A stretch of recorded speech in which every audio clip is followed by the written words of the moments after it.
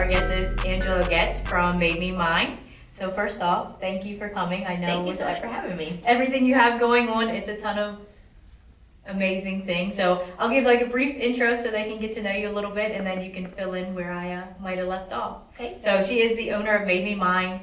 I believe the only crafting location, and I hate to say crafting because it's like way more than that. So hopefully, Yeah, it's hard to put it into a category. Yeah, but it's the only one, I want to say definitely in Harford County, but probably even way further than that. There are some places that are kind of dabble in what we do, but nothing that does the extent of what we do. Okay. So I was able to meet you for the first time at one of your events, and I've been to a few events, and I've like followed your story because I was doing paint night at the time, kind of the same time you were in restaurants doing your events. I was doing paint night events. So it was so cool to see someone go like a whole different route, like similar concept. And I had to give you so much credit because I'm like carrying around these lightweight canvas and bringing my 5 bottles of paint in, and it's all this system, and you're carrying in wood and Yeah, it's a lot. all these other pieces. I'm like, wow, like I couldn't imagine having to do all that. So kudos to you for kind of Thank you. sticking with it and going a lot through of calories. Oh yeah, got all your steps in. So before we get into the questions, conveniently today you were just, 1, published in the Baltimore Sun, 2, given a huge award of Harford's Best, and I want to say they declared it as like an art studio. Mm-hmm. Okay, so congratulations. Thank you. I'm sure there was a ton of other runners-up and people involved, so I got to read the article, and it was just nice to see and read about a little bit more about you and what you've accomplished. So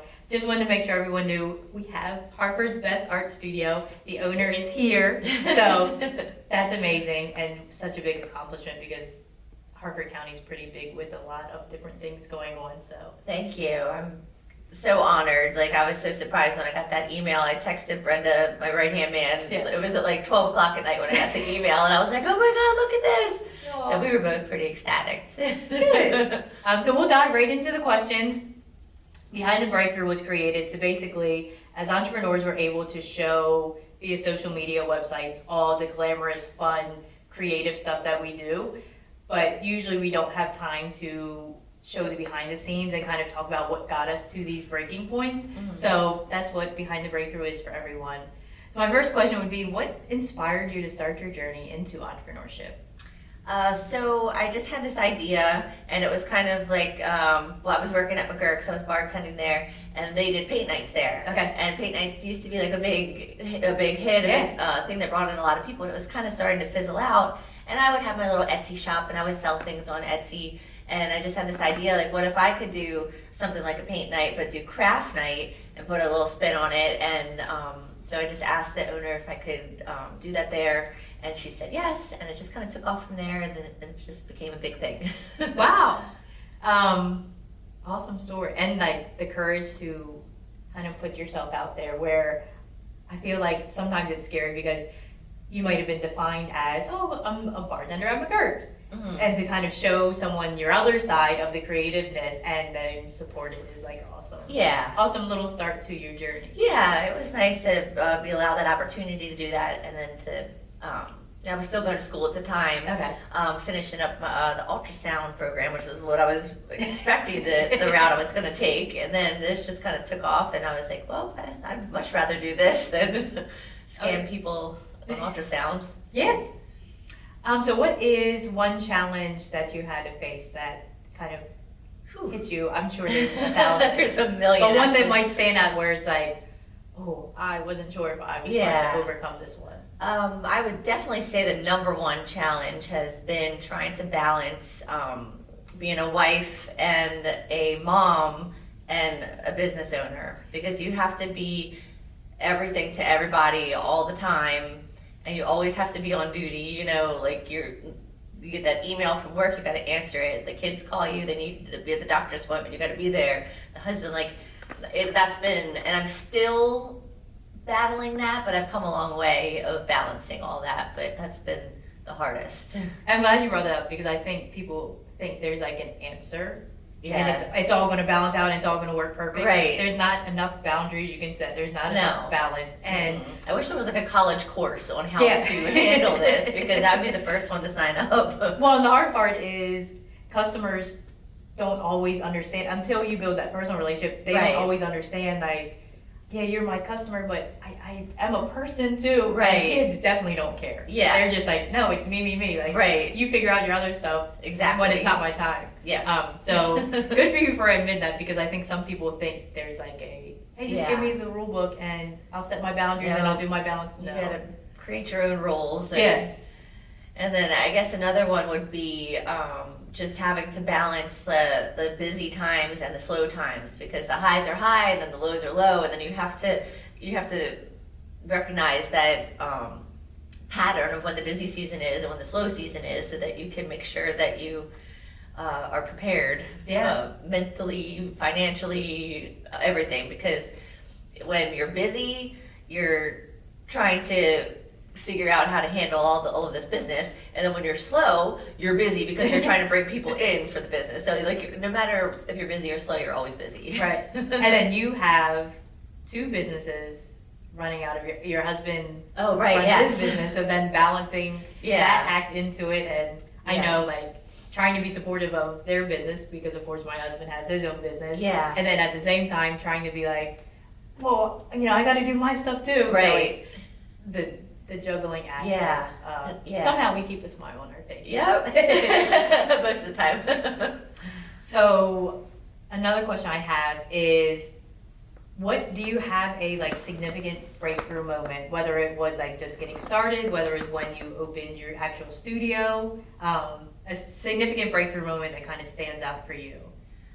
I think the significant breakthrough moment, actually there was probably 2 of them, I would say, of different parts of the journey. The first one was before I had the storefront, and I put out this project and it kind of went viral, and we sold out over and over and over and over and over again.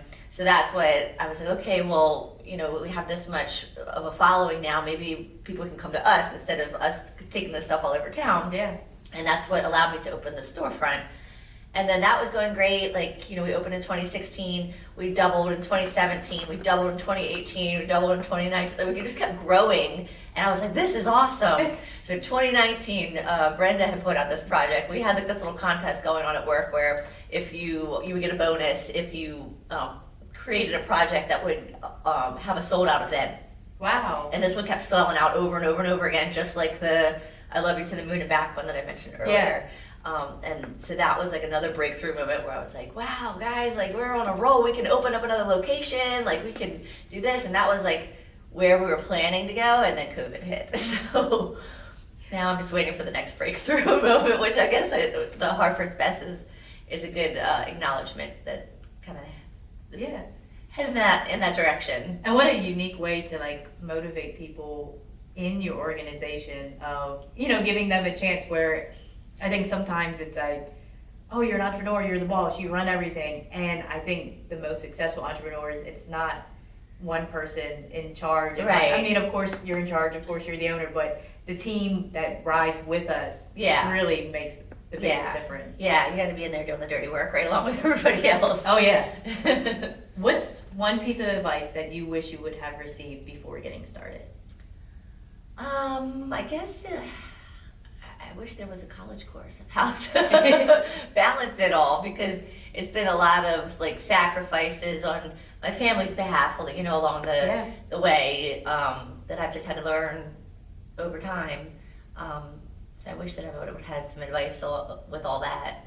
Yeah, and I think that was a big thing. So recently I've been like speaking in schools, because I feel like, and I don't know, of course, every school's curriculum, but I feel like they don't get a taste of what it actually takes.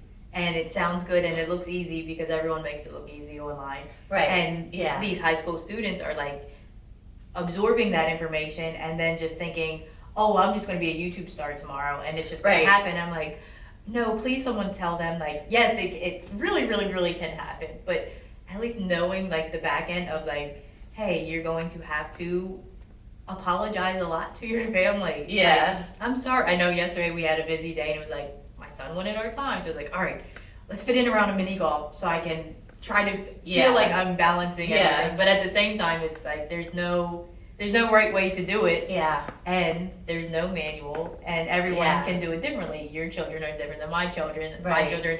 So it's like you never know what people's needs Yeah. are, and It's all trial and error. yeah, and a lot of like the communication skills that I've learned through this journey of being able to have to like be more open with my kids than probably my parents were, because my parents had a set schedule. They were home at a certain time. They left at the same Yeah. time. So we just knew what to expect, where it's like, hey, I gotta just finish up a project real quick. And then 4 hours later, you're like, Yep. I promise I'm coming home. I'll Yep. be there. I'll DoorDash How you many food. times I've heard that? Yeah.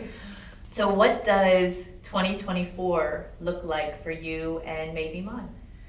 Oh, I'm just hoping that we can just keep on putting out great projects, and I'd like to get to be like a little bit more steady instead of where the highs are high and the lows are low. I would like it to be like the highs are high and then the rest is just like, maybe a plateau, but I'd like to grow in other ways. Like in the past, we've had to get creative, like when, like during COVID, we had to put out the take-home projects and the delivery service and the Zoom classes and stuff.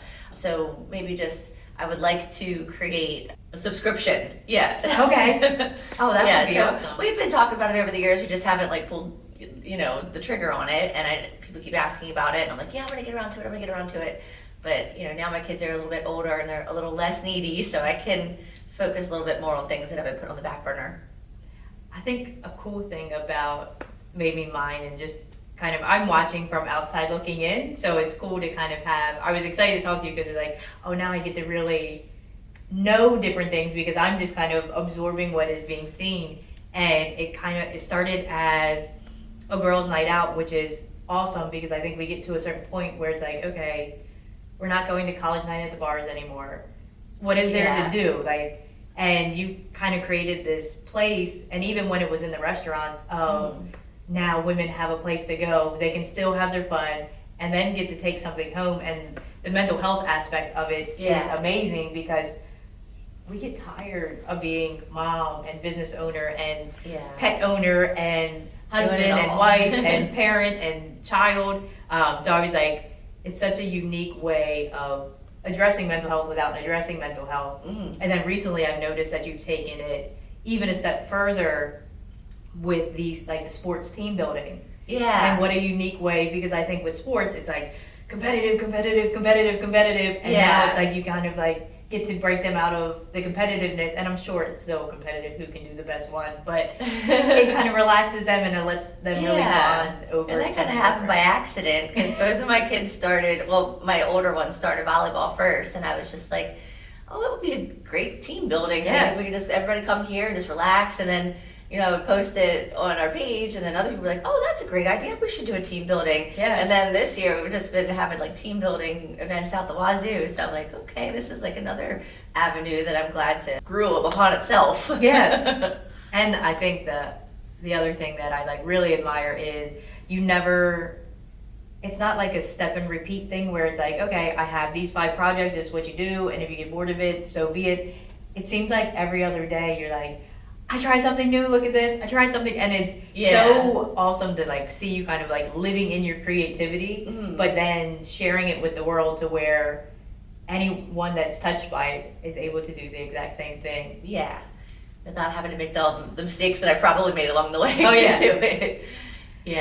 My husband had said, like, when I first started this business, like, because it was more farmhousey, and he's like, what are you going to do when the farmhouse isn't a thing anymore? Like, it's not going to last forever. And I'm like, well, you're going to adapt, and then you'll go into whatever the next popular thing is. And I think that's what we've been doing is, kind of just rolling with the punches of how, what's popular. So you are speaking on March 16th, and I know you're going to cover a lot more of your story and the roller coaster ride of it all. What do you hope to leave people with from sharing your story on the 16th? I would hope that I can prepare people that want to start their own business what to be prepared for, and kind of give them examples of how I've coped with it along the way, or how I've overcome and then maybe that when they come along those speed bumps in the road, that they can remember what I said and maybe take my advice on how to roll with the punches and overcome. I'm super excited to hear your story because, like I said, I've been watching from outside looking in, so to kind of hear a lot of the things that you went through, because we had a similar track when I first met you, and kind of like you said, paint night. The issue with paint night was the system of it wasn't set up right, so it was like licenses, and they just gave basically anybody a license. At first they were very specific, and then they gave it to everyone, and then there was no boundaries. Oh. So then everyone was fighting everyone else, and it just became like an internal battle where you got to really run your business the way you wanted and could change. So I really, I like that, and to see you survive COVID was like, yes. Oh, you don't need that. But the last part of the podcast is just really anything you want to share, any upcoming events you have. It's really your turn to kind of like say where they can find you, how they can book you. Okay. So all of our events are listed on the website, maybemine.com. If you click on the tickets tab, you'll see all the upcoming stuff. And I'm really excited to start a new something that we have never done before. We've done like one-on-ones with the epoxy table that just posted recently. Yeah. The big one. And we've done like little small things here and there, but now we're going to be teaming up with another local wood sawmill type of place. Okay. We haven't like technically gotten all of our I's dotted and T's crossed yet, but I'll announce that as soon as we do. But that'll be like another thing with everybody's been interested in those types of tables. So that'll be shared soon, and that'll also be on our Facebook page, the website, and Instagram too. And you do children's events too? Oh yes. Yep. So children's events, we do a once a month thing where all the kids will come. It'll be like a 45-minute session where they'll have some food, then we'll craft, and then they can play. We have like the same group of kids that normally come, and then every month we usually have like a couple new ones, and they come and they greet with the biggest hug. It's just like the cutest little thing. Aww. And we'll make something that's usually like a holiday project, like something, like this one we're doing like a springtime thing, or an Easter thing, but everything will be like according to whatever holiday is coming up. Awesome. So, Made Me Mine, located right in Abingdon. You can't miss it. If you're driving down 924, you'll see the big sign. It's probably the prettiest sign in the little strip. I think so. So you have adult events, you have children's events, you have, I know you do like specialized projects. I've seen some of your tables, which look amazing. Thank you. And winner of Harford's Best. And I feel like I'm missing something. Oh, the team building. Yeah. So if you want to book team building, if you want to bring your kid out for an event, or if you need a girls' night out. Or date night. I don't think there's a better place to go. Yeah, I agree. So thank you again for stopping in, and I will see you on March 16th. If you do not have your tickets already, Angela is one of our featured speakers, so make sure you come out, grab your tickets. There are, I don't know how many left, but there are still some tickets left, and we will see you guys on the 16th.